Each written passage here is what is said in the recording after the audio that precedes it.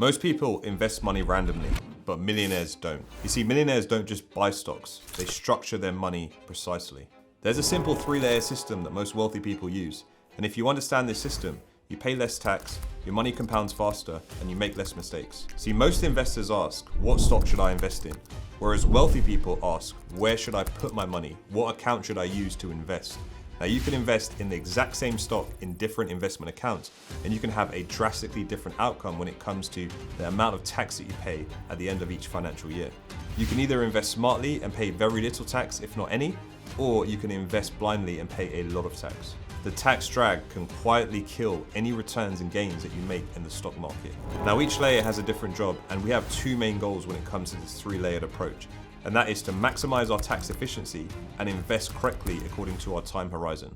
So the very first layer in our pyramid is a stocks and shares ISA. Now in a stocks and shares ISA, you're allowed to invest £20,000 every single financial year, and you're not liable to pay any tax on that. That means no income tax, no withdrawal tax, and no capital gains tax. Completely tax-free, and one of the purest tax-free wrappers that we have here in the United Kingdom, so everyone should be utilizing this. You can access that money at any age, which means it's super helpful if you want to use that money to get married or you want to use that money to buy a house, and a financial year runs from the 5th of April to the 4th of April.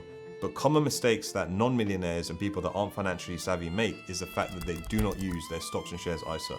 So many people don't even realize that this exists, and only 15% of people in the United Kingdom even use a stocks and shares ISA. Another common mistake that people put money into their stocks and shares ISA with the intention of investing, but they're either too scared or lazy and they don't actually invest. They just leave money in cash inside their stocks and shares ISA, earning 0% interest.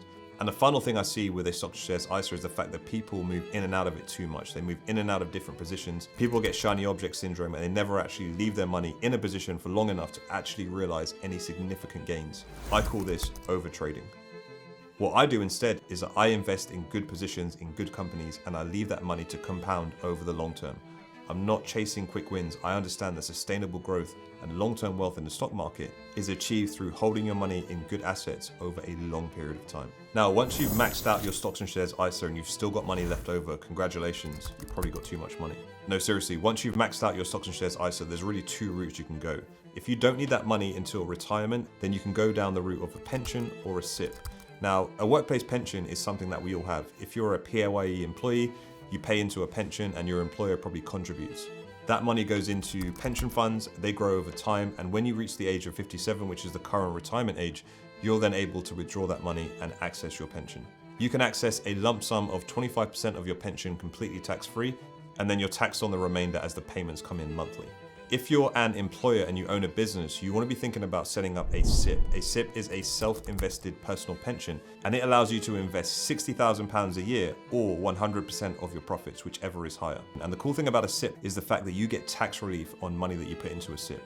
So any money that you put into a SIPP, whether you're a PAYE employee or you own a business, comes out of your gross income, meaning it comes out of your income before you are taxed. Tax money that you invest into your SIPP, you can claim tax relief on, which if you're a basic rate taxpayer, you can claim an additional 20% on, which is pretty cool. So let's say I was a basic rate taxpayer and I invested £10,000 into my SIPP.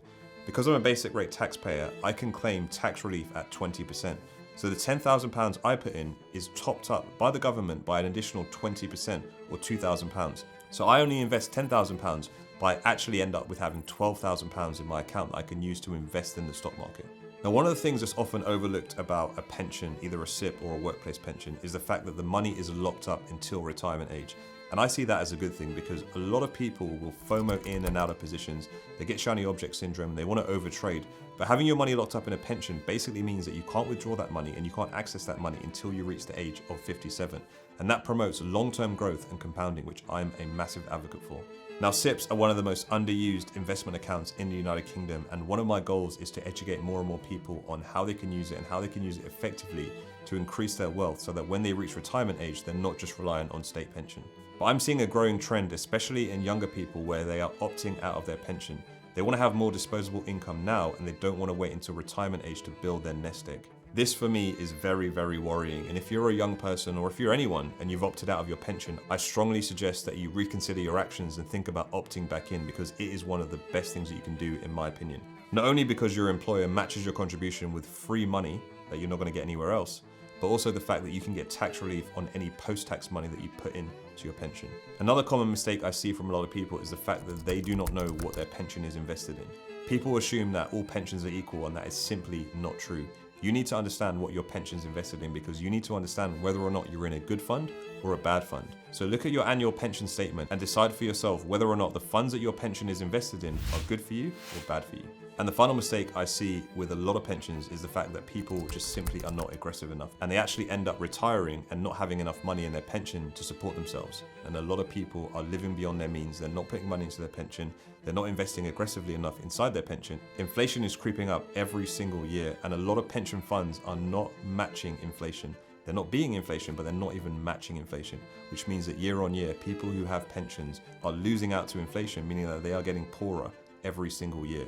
Make sure this is not you. Just a quick side note, most people don't actually realize that you can transfer current or old workplace pensions into a SIPP or a self-invested personal pension.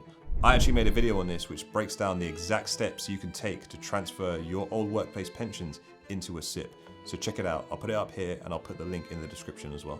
Now the third and final layer in our 3-layer pyramid is the general investment account, or the GIA. And this is where you want to invest once you've maxed out your stocks and shares ISA and you've maxed out your SIPP contributions or pension contributions. Now there is a unique scenario that you might find yourself in where you invest in your general investment account before you've maxed out your SIPP allowance. And that might be where you need to access that money before you reach retirement age. Now, SIPPs and pensions are a great tax efficient vehicle, but they're no good if you need that money before retirement, because that money is locked up until you hit the age of 57. So general investment accounts can be good once you've maxed out your stocks and shares ISA to invest in if you know you're going to need that money in your 20s, in your 30s, in your 40s. So do consider your investing time horizon before you go ahead and dump the full £60,000 into your SIPP every single financial year. Now, a general investment account is a little different to a stocks and shares ISA and a SIPP, because it's a taxable account. Now, by law, you pay capital gains tax on any profits that you make within a financial year that are over £3,000. So any money that you make inside a general investment account that is over £3,000 will be subject to capital gains tax, which at the moment is either 18% or 24%, depending on whether or not you're a basic rate or higher rate taxpayer. So millionaires use a general investment account once they've maxed out their stocks and shares ISA allowance and they've maxed out their pension allowance for the year. That's where you put any extra money into a general investment account and pay the capital gains tax. General investment accounts are used by those people who have larger portfolios, and there is no limit to how much money you can invest in a general investment account. The only caveat is the fact that you pay capital gains tax on any profits that you make above £3,000 within any single financial year. Like I mentioned, general investment accounts can also be good for shorter time horizons where you don't want to lock that money up into a pension and you know you're going to need to access it. Now, some of the common mistakes I see when it comes to general investment accounts is the fact that people invest in a general investment account before they've maxed out their stocks and shares ISA. You need to get it inside a stocks and shares ISA because that is completely tax-free. That is a common mistake that a lot of people make. Then people have poor record keeping, they don't keep track of how much profit they made over the £3,000 a year limit, and they're unable to pay their taxes correctly. Remember, if you've made profit above £3,000 in any financial year, you need to do a self-assessment, so HMRC will be onto you if you do not do that. So these 3 investment accounts work together to create our 3-layer pyramid. £20,000 in a stocks and shares ISA, £60,000 in a pension, and then any surplus invested into a general investment account. You can have exactly the same assets in each of these investment accounts, but you will have drastically different outcomes when it comes to taxation. Any money in a stocks and shares ISA is completely tax-free. Any money in a pension is super tax efficient, but any money in a general investment account will be liable for capital gains tax. If you're a beginner, you need to utilize and work on maxing out your stocks and shares ISA by £20,000 every single year. If you're employed, max out your ISA, but also try and optimize your pension as well. And if you're a high earner and you're able to invest over £80,000 every single financial year, then you should be utilizing all 3 layers, because that's exactly what millionaires and high net worth individuals are doing. Remember, this system and this strategy isn't about being rich. Even if you're not a millionaire, you can utilize this. It's about being intentional when it comes to your investing strategy. People opting out of their pension, you get people who invest in their GIA before they invest in their stocks and shares ISA. You get people that say that investing is too complicated or investing is too hard. And what you need to understand is that investing can either be positive through strategy and correct planning, or investing can be negative where you're either paying too much tax or you're not investing at all, jeopardizing your future. Remember that wealth isn't just built by picking the right stocks, it's built by having the right structure. Stocks and shares ISA, SIPP or pension, and then GIA or general investment account. Simple, boring, but very, very effective If you found this useful and you're interested in taking control of your pension, watch this video where I break down exactly how to move your old workplace pension into a SIPP that you have full control over. And if you're not already, make sure to hit that subscribe button for more wealth building frameworks.